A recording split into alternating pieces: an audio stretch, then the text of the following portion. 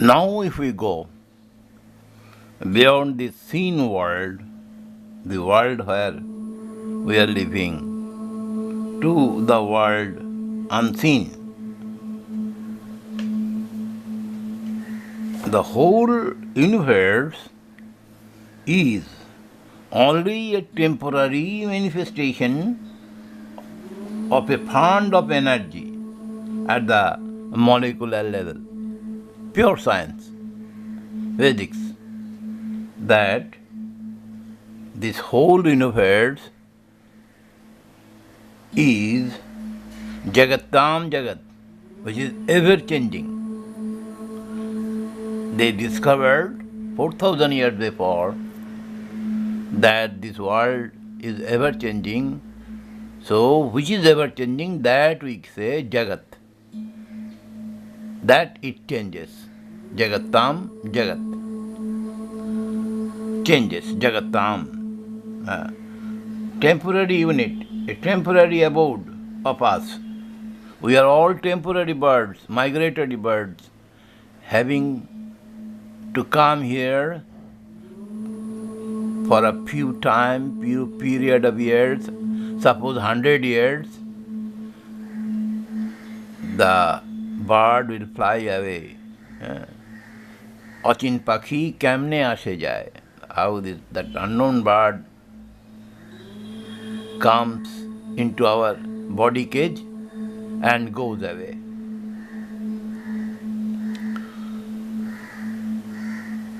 So, we have to go now. It is an ocean of energy. When we will feel it, we cannot see it.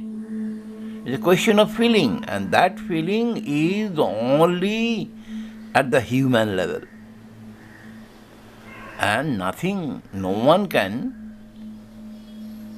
have the power of thinking like this.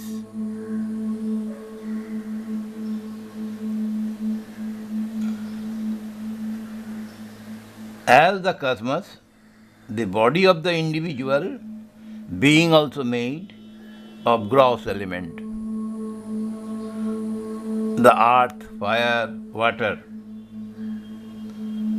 In fact, the five, Khiti, Up, Tej, Marut, Bom.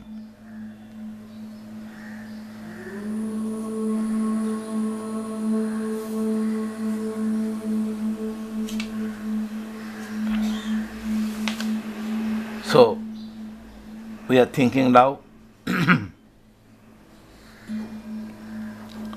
about the mind also. What is that? All types of impressions are in the mind. That is a small portion of Namodheyam Shatyasya Satyamiti Pranavai Satyam Teshameva Satyam. In order to tell the nature of the Supreme Self, which is the truth of truth, the latter must be told in entirely, and impressions being the particular form of the truth. These forms of the impressions are being mentioned. There comes the mind. The mind is full of sanskaras or impressions. All types of impressions are there in the mind. An example is given, just like a cloth dyed in turmeric, the mind gets colored in the presence of objects of enjoyment. It is jada. Mind is also jada. But in presence of any kind of influence, enjoyment, mind gets involved. Mind gets colored like the grey wool of the sheep, or like deep red color of an insect called Indragopa. These are all written there. So actually they are telling the mind. Shankara says it is impossible to ascertain the beginning, middle or end or number, place, time and circumstances of these impressions, for they are innumerable and infinite are their causes. Therefore, the example given in the passage are not meant to indicate the exact number of the varieties of impression, but merely to suggest their types.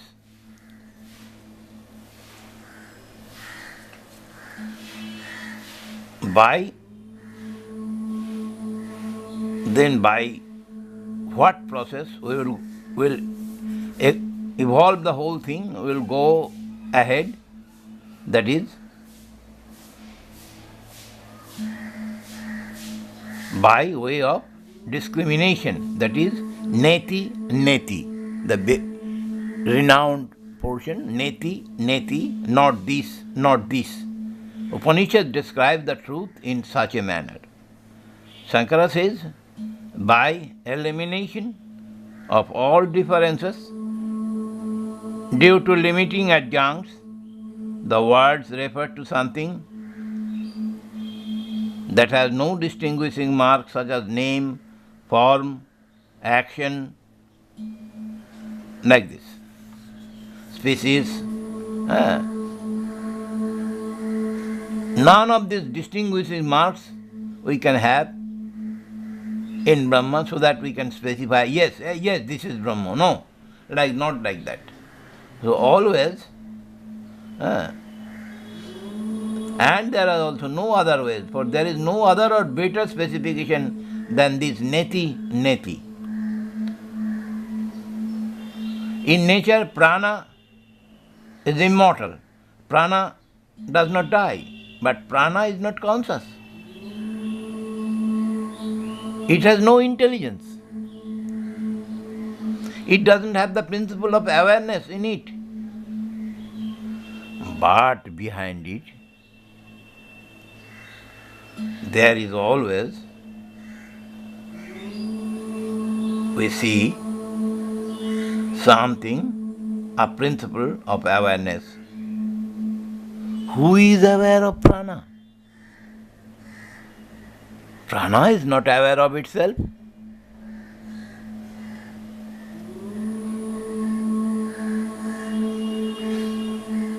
When we study neurology, we come across the neural impulses. That impulse is able to see, understand and experience.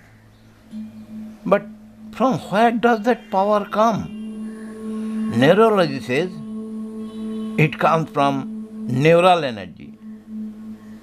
But that energy is inner compared to the electricity outside.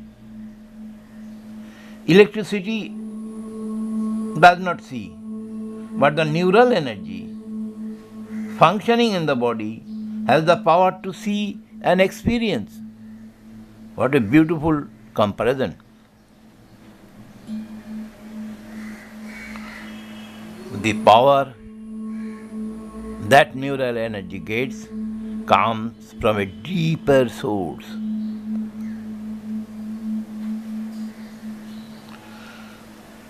This deeper source is the subject of our search. That is the self, the Atman, our entire search.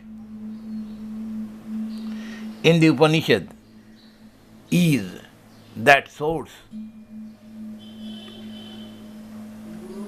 What is the source of intelligence? What is truly immortal? That is the quest. In this quest of ultimate truth, the study of the external world was undertaken. This study was undertaken by physics and chemistry on one side and biology and life science on the other side. Then comes the subject of psychology, the study of thoughts and mental impressions, dealing with the Shuksha Sarira, the subtle body. But in none of these we find the self. We find only its impressions. চরণ চিহ্ন দিয়ে যাও মুছে ওহে সুন্দর. As if your footprints are in flowers, in their fragrance. You cannot be invented there, seen there, feel there. Cannot be felt. We can get only the impact that a flower with all its sweetness is there to please everything. That's all. It is pure consciousness. One and undual will go on saying like this about self in different pages, in different manners. By tena, taktena, eliminating, not this way. We are trying to understand whether it is true in respect of any other thing in the world by studying the world of manifestation and call it truth provisionally. This manifestation is truth, yes, it is being manifested. Manifestation means it will not be there tomorrow. A flower with all its sweetness will not be there for few hours after. Like this creation is here for your observance, for your enjoyment, etc., etc. It is neutral. It is there. You are there or not. It is there because it is its purpose.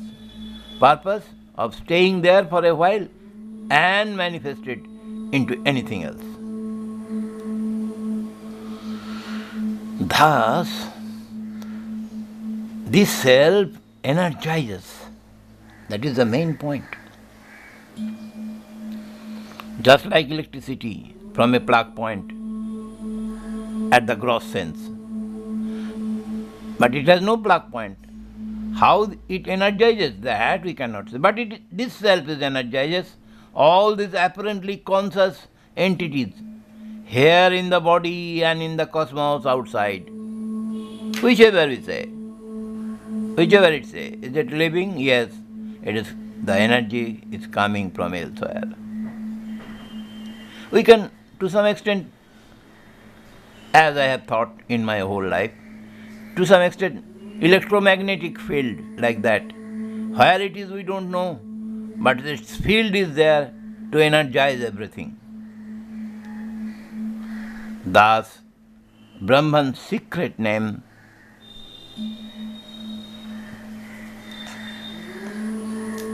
the truth of truth, Satyasya Satyam, is appropriate. Prana Vai Satyam Tesham Esha Satyam. We will discuss over that time to time. Prana Vai Satyam Tesham Esha Satyam. The prana is truth and it is truth of that. Therefore, we call Brahman in the truth of all truth, Satyasya Satyam.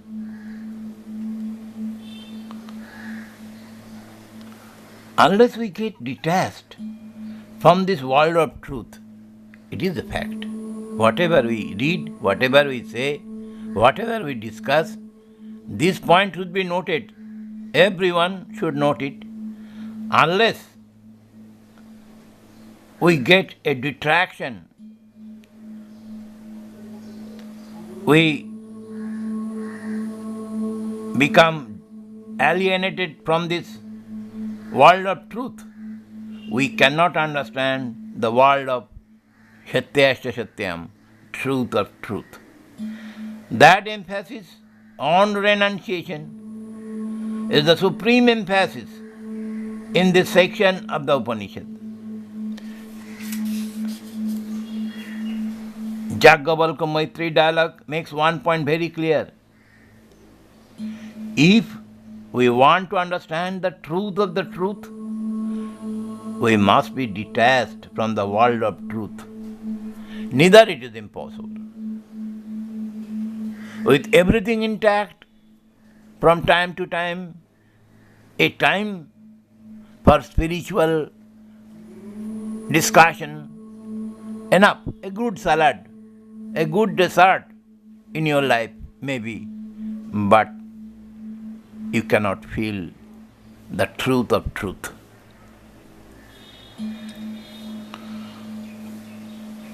One thing is lying on the other, and unless we lift the thing up on the top, we can't see the thing which is at the bottom.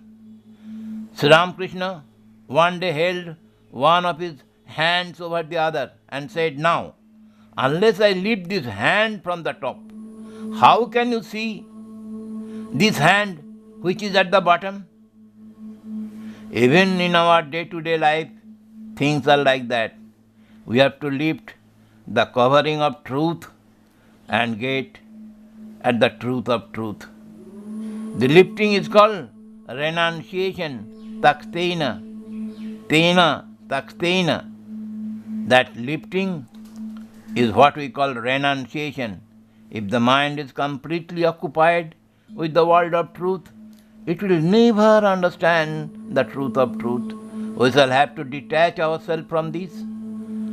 Then we can understand the reality better and better, gradually, not at a time. But that is also enough. That is goal of evolution. This is not biological evolution. It is goal of evolution Vedantic way. The generalization is a move towards unification. How? Take for example a cow. It is a particular object. This particular object has certain unique characteristics. On the basis of this characteristic, we classify. The cow is a generalized concept. By this way, we go on generalizing and universalizing. We go like this from the particular to the general until we come to the Atman, which is the final. Sa Paragati, supreme state. There is nothing beyond Katha. That is the supreme generalization, including the explaining everything. That is absolute unification. The stone which the builders rejected, the same has become the head of the corner. The rejected stone, Jesus Christ. The rejected stone has become the coping stone of the new edifice. This is the language of Jesus. This is exactly what is happening with respect to consciousness in this world of physical science today. Thus it is with physics. Today we'll stop here. Slowly, dhire dhire, slowly we'll proceed. Neither will be overwhelmed with the causes and effect. The last sentence was there. The stone which the builders rejected, the world rejected, here it is. The same has become the head of the corner. By total rejection, utter rejection for its utilitarian aspect, a stone, that mind, that temperament will be here to master your all consciousness, all level of consciousness, to go to build a temple of realization. So long today.